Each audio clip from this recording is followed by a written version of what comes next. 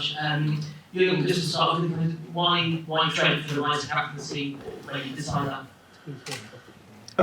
I can imagine that in a situation like that, and for a club like Liverpool, speculations are high, and the good thing about this team is that we have obviously plenty of options for the captaincy and for the vice captaincy. Thought long about it, and I really thought Trent is ready for that. I know him now since 7 years, I think. So I'm growing, so I'm developing as a man, as a player, and as a man, and. It's clear that in a club like this, you need a specific DNA, and if not him, who could have that? And it was always clear that we are, not since he's 18 in these kind of conversations, but he knows how I value him, and we had the similar conversations. I had similar conversations about that in the past. And it was always clear it's about timing, so we both didn't think that we have to think about that this year. But now was the situation, and it was for me not a difficult one. It's not against anybody else, not at all. It's a decision for Trent, and I can imagine for a boy from Liverpool, from West Derby, and his family, it's a big thing. But it's not because of that. It's because of the personality, and I think he likes it, and I think he deserves it. That's it. Trent, there's a lovely clip of Jurgen coming across to you in training to tell you about this new position. What was that like, that conversation for you? I mean, at first, I thought he was going to tell me to stop giving the ball away. No, it was a lovely surprise, to be honest. It was not one that I was expecting in that moment. I thought we would have a conversation around that sort of thing at some point, but not in that moment. So it was special. It was, and it's a moment I'll remember. Do you feel like you're ready to take on more responsibility and step up? And what does it mean? You've been at the club since you were a young boy. What does it mean to you? It must be a source of massive pride. Yeah, no, of course I feel ready. I feel like without being put in this position, I felt like I've been a leader, and I lead by example with the things I do on a daily basis in training and in and around the lads. And I think the lads see me as someone in a leadership role. I'm happy the manager and the staff see that too. But that's my mentality is, I want to lead by example. I want to make sure that I take responsibility for what I do and how the team performs as well. So it's an amazing position to be in. But like you said, there's more responsibility on making sure that we succeed and we achieve the things we want to this season. What do you think about the choice of Virgil as captain? Makes complete sense. Captain of his country. I think there was many candidates for it. I think that's an amazing thing to have. I'm sure it gave the manager a lot of headaches, but those are the kind of headaches that are good headaches. So I think it's a good decision. He's someone who is used to being in a leadership role and will obviously step up. He's got big shoes to fill in obviously Hendo, who was an amazing captain. But I'm sure Virgil will follow that and do it in his own way, and we'll all follow him in the direction he leads us to. Toby Altscheffel from Sportbild in Germany. One question to Jürgen. Sadio Mane has left Bayern Munich and is playing now in Saudi Arabia. From your point of view, what went wrong with Sadio in Munich, and how does Saudi Arabia influence the football market in general nowadays? Yeah, so it's official or what? With Sadio, official that he leaves. Oh, okay. So the medical check then. Okay, looks like. I don't know what went wrong, to be honest. I think when Sadio left us, he left us on a high, in a really good shape, world-class player, no shadow of a doubt. I think we can ask anybody in the club who would say exactly that. But new environment, a new situation, new expectations maybe. You don't know. I didn't speak to Sadio about it. We had contact, but not in this kind of manner. And so how it sometimes is in football. To fulfill your full potential, I think everything has to fall in place pretty much. Bit of luck is helpful as well, and that was obviously not the case. A lot of offside goals, which we all know in football, they don't count. But it still shows you that the things are pretty much right. More than a bad injury, a horrible moment, World Cup was gone. So we all knew that will have an influence because Sadio is a very proud man, and that he couldn't lead his team, his country to the World Cup was brutal for him, definitely. So, but that's it. And the influence of Saudi Arabia, we'll see. I don't know, but in the moment it looks as quite influence. It's massive in the moment. I think pretty much the worst thing is that the transfer window in Saudi Arabia is 3 weeks longer open. If I'm right, I heard something like that. Than at least in Europe. That's not helpful. So there must be, UEFA, FIFA must find solutions for that. But in the end, I don't know in this moment what exactly will happen. It is already influential for us, for sure. But we will have to learn to deal with it, and that's what we do. And yeah, that's pretty much all I can say about it. Time will show. Deepan? Yeah, hi, Deepan from the Straits Times. You just want to ask you your expectations of your team for the friendly match against Bayern Munich. And so far in pre-season, have you been satisfied with what you've seen from your team so far? What more do you expect from them? Yeah, for sure the most difficult game tomorrow. Definitely, we saw a few pictures from the previous games of Bayern against Kawasaki and against Man City. So Bayern, traditionally a really good team. They have 4 world-class centre halves, 2 world-class midfield pairings, up front, speed and everything, and technique, finishing skills. So that looks quite impressive, to be honest. But good, we wanted a strong opponent. We have a strong opponent. So this is definitely the toughest test for us in this preseason. But that's what you need in this moment. Yeah, I'm excited to see where we are, how we can adapt to the quality of the opponent, because that's part of football. From the first day since we are back, I tried to make really clear that our defending has to be a completely different level to the last season, and we will better do that tomorrow, otherwise we get real problems, and that's why I'm really looking forward to it, knowing top-class opponent, but I think it makes sense that we will give it a try. The gentleman on the left. So, Hi Jürgen. Hi. Tim Kräfte von Sat.1 RAN. So how excited are you against the long-time rival Bayern Munich in the Bundesliga? And what's the biggest importance for clubs like Liverpool and Bayern Munich to do an Asian tour in their pre-season? Yeah, it's long ago that I saw Bayern as rivals, to be honest. It's not really, I'm in my 8th season, or in October it's 8 years and I'm gone, so you cannot keep these things up for so long and always think, we have to beat Bayern, we have to beat Bayern. We met them since then twice in the Champions League, so that's it. And so that's not there anymore.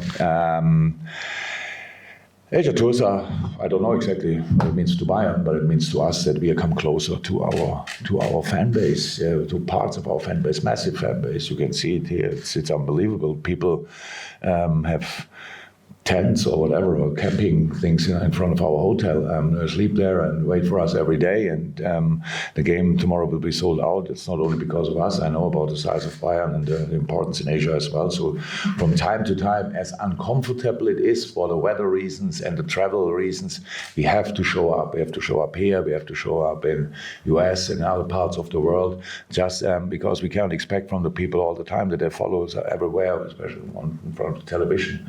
From time to time, we have to show that we are humans, that you can get hold of us, that you can touch us, that you can get autographs if it's possible. All these things are important. It's just a give and take, and in this case, and so we are, how's that, with all the complications what we have when you do a trip like that, we are really happy to be here. We're happy to go home again as well, because then we feel the English weather again and can prepare for the season. But it's nice anyway, all the stuff, and I'm really happy because it's kind of a character education for the team as well. It's like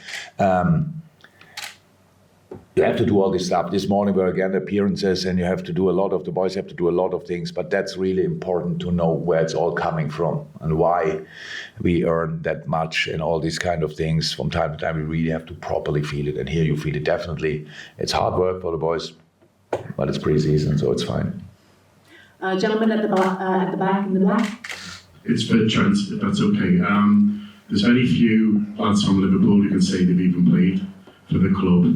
There's even fewer who vice-captained, as well as won a Champions League and a league medal and everything else. You don't see a player who looks forward and you want to achieve still so much, but I'm wondering if you allowed yourself a little moment yesterday to reflect on everything that you have achieved to lead up to this announcement.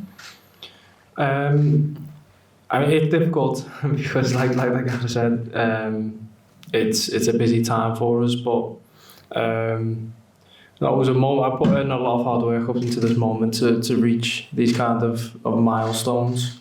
And it is a moment where I've reflected and thought I'm proud of myself, and it's made me smile, and I've been very happy. It takes something to make him smile. Yeah, it takes a lot to make me smile. But no, it's I've never been shy of saying what my ambitions are, and that's always been to captain this club. And this is a pathway and a stepping stone to that. And I think it's a role and a responsibility that I'm really looking forward to, and I can't wait to get started and get the season started and hopefully achieve the things that we want to. Congratulations. Thank you. Last two questions. Question for Trent, please. How much are you enjoying playing in that midfield role, whether it's starting there or sort of tucking in? And are there any midfielders, past or present, that you may watch videos of and try and base your game upon to improve that? First of all, I think it's clear to see that I enjoy playing in there. Obviously, since the transition or the slight change and that adaptation, I felt like it's brought the best out of me again. And it's something I'm excited to play. There's a lot of work that's went into it, and there's still a lot more that needs to happen to really iron out the creases in it. But we're working on that. That's what pre-season's for, and we're excited as a team. I'm excited for the season to start in this system, making it work, new players, and having to adapt to it and make it work and having to think about it whilst playing and off the pitch too, and study it and learn is something that I enjoy. So this role is something that will definitely bring the best out of me, whether it's starting in there or transitioning into when in possession. For me, it's just getting in those areas to impact the game, affect the game, and use the skill set that I've got to help the team win the game. And in terms of players who I've always admired, quality passes of the ball. I grew up watching, Steven Gerrard, Xabi Alonso, so I was very fortunate in that respect. I'm a student of the game. I love watching football. It's not, I don't sit there every weekend and think, with my notepad and thinking, what can I learn? It's more just watching it and just picking things up as it goes. And when I do need to study it, then I'll go and do that. But, I enjoy the game. I love watching it. I love being in and around it. And I think that helps with how I learn and how I adapt. And Jurgen, we saw Curtis in that number 6 role the other day. What are your thoughts on him in that position? Is that something that we might see quite a lot of in the coming weeks and months? In this actual setup, how we have it and how the squad looks, he is one of the options, definitely. I think it's no secret that we are still looking for players joining us, but that's one thing, and the other thing is using what you have, and I think Curtis can absolutely play that position. So can he play it when nobody else is defending in the team? No chance. But I don't know any player who could play it then. And but if we really understand the situation, how it is in this moment, means that a proven six is not available in the moment. Do we make an excuse of that and say, okay, well, how can we do that then? Then we have a problem, because during the season a lot of things can happen. It was always the case. If you see it as a challenge, and if you see it as a positive challenge, it's try to find a way to be compact anyway, or even more so, and to find a way to deny the opponent, and our world-class opponent tomorrow, obviously. If we do that together, it's always possible. And in possession, there's no doubt that Curtis can have a massive impact from that position. I think his development in the last few months, since he's with us, is really remarkable. Hold back by some, especially by the last injury, which was really not helpful. Wrong moment, too long, everything. Nobody's fault, but just happened with young players. And before that, the steps he made were really good. For his young age, he played for Liverpool already in incredible games, but was not stable until a year ago or so. Then bad injury, and meanwhile he looked stable, and the Euros gave him for sure confidence. And so, yeah, having him on the pitch makes sense in his position. If nobody else is there, he can play that definitely. We can take one last question from Deepan. Yeah, question for Jurgen. Based on your current assessment of the squad, and I understand the club, the size of Liverpool, you always want to fight for top ambitions, whether it's in the league or in Europe. Based on your current assessment of the squad and what other clubs like Arsenal are doing in the market, do you think Liverpool have what it takes to fight for the title for the coming season? If not, what do Liverpool need? There's no if not. Nobody knows that. We need points, a lot of points in that league, and I think we are able to win football games. So that's all I need, and from that you go. Yes, and a club of the size of Liverpool has to be successful. There's no doubt about that. Otherwise, the club needs to find different solutions. These kind of things always the same. Was never different. Will always be the same. But we nobody besides maybe City can have the real target to become champion again this year. Now all the other teams fight for Champions League, and that's what we do as well. And then the earlier you qualify for the Champions League, and the further up you are there, if you're second in striking distance to first, then you might have a chance. But I don't know who will be there in a moment. There are a lot of expectations, a lot of speculations. But for us, it's not about that. For us, it's about the game tomorrow, then Darmstadt at Preston, and then Chelsea. That's the games I'm thinking about. And after that, we will see. Each game will have a result. Each game will us give information, and we have to, what I said before, which is as important as getting the best players together, is that you create an atmosphere and spirit, a desire, common spirit, common atmosphere that we really can use as a basis to make the best possible season for us, whatever that means. And if we do that, I have a feeling that we will be in a good place and will have a good season. But there's a lot of work to do.